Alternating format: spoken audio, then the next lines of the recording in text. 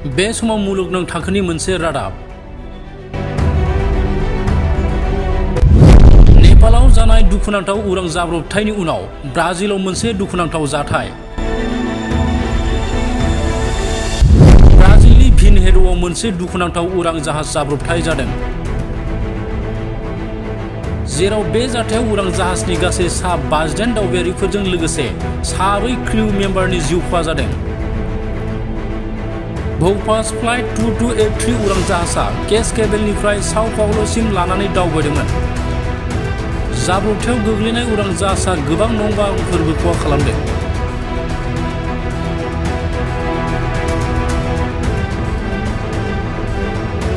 नेपालाव जानाय दुखुनांथाव उरां जाब्रबथायनि उनाव ब्राजिलाव मोनसे दुखुनांथाव जाथाय।